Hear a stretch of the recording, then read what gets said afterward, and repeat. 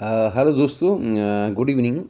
दोस्तों, अभी-अभी मैं एक खबर पढ़ रहा था कि हिमाचल में जो अ, हमारे कुछ नेताओं को 2019 में जो पूर्व की सरकार थी उसने एक नई पेंशन योजना जो थी वो शुरू की थी। ऐसे लोग जो कि इमरजेंसी के वक़्त जेलों में रहे थे, उन नेताओं को ढूँढ-ढूँढ के जो हमारी पूर्व की सरकार थी, उसने एक पेंशन स्कीम शुरू की थी, जिसमें जो नेता लोग थे, अब कितने लंबे समय तक इमरजेंसी के वक़्त जेलों में रहे, वो जो उनका जेल में रहने का जो काल था, उस काल गणना के आधार पर 12,000 या फिर 15,000 रुपए की मासिक जो पेंशन थी उनको सरकार ने मंजूर की थी और वो उस पेंशन को ले रहे थे। हैरानी मुझे ये 2 बातों के ऊपर है। एक तो वो सरकार जो सरकारी कर्मचारियों को ओपीएस के मामले में हमेशा से मना करती रही और यहाँ तक कहा गया कि अगर आपने पेंशन लेनी है, ओपीएस लेनी है तो आप चुनाव लड़िए, नेता बनिए, आप विधायक बनिए। इतनी बड़ी-बड़ी बातें कर दी और 2019 में 2019 में जब पूरी दुनिया कोरोना काल से जूझ रही थी, भारतवर्ष जो था वो कोरोना काल में अलग-अलग मुश्किलों से जूझ रहा था।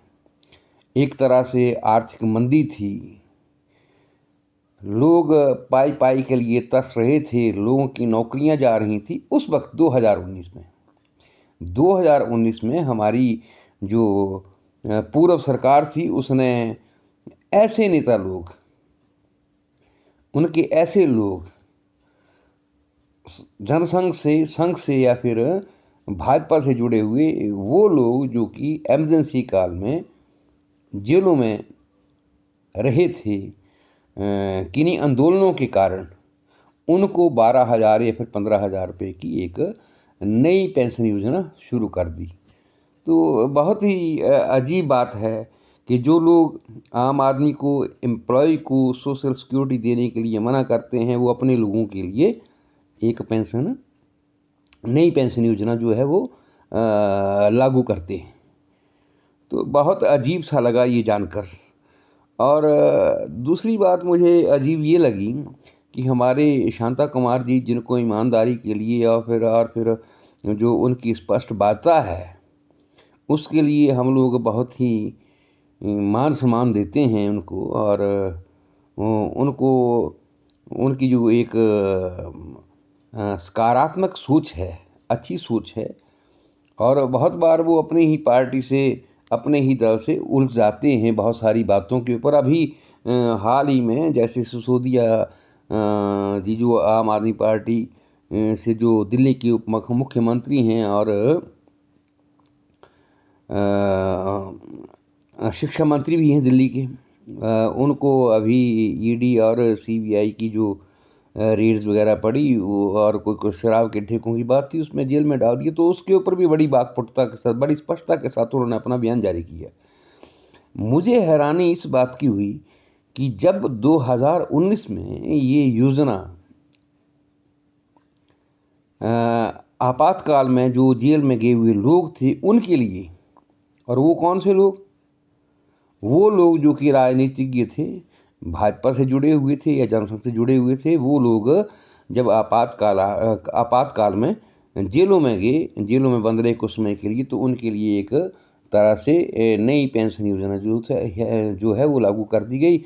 और मुझे ये जानकर हैरानी हुई कि हमारे शांता कुमार जी भी वो पेंशन ले रहे थे।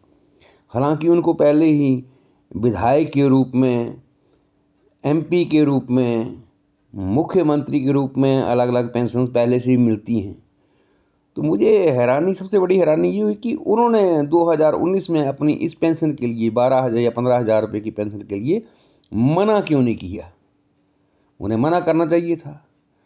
वो कई बार कहते हैं कि जो प्रदेश है उसको वित्तीय स्थिति अपनी सुधारने के लिए इस तरह के कदम उठाने चाहिए। जो काफ़िला चलता है गाड़ियों का मंत्रियों के साथ या मुख्यमंत्री के साथ, वो कम कर दिया जाना चाहिए। या फिर जो हमारे जो ऑफिसर लोग हैं हफ्ते में, उनको संडे को जो उनके वाहन होते हैं, सरकारी वाहन, उनको चलाने की अनुमति नहीं होनी चाहिए। बहुत सारी बातें वो करते हैं। लेकिन ये बहुत ही हैरान करने वाली बात है कि जब उनको 12 या 15,000 रुपये की ये एक अतिरिक्त पेंशन दी गई, तो उन्होंने इसका विरोध क्यों नहीं किया? शांता कुमार जी ने इसके ऊपर क्यों कोई अपनी टिप्पणी नहीं दी और इसके लिए मना क्यों नहीं किया? ये मुझे बस ये जो बात है, मुझे एक तरह से कचोट रही है, बड़ी हैरानी हो रही है। और अब शब्दों में व्यक्त करना बड़ा मुश्किल सा काम है। पता नहीं उन्होंने क्यों किस वजह से वो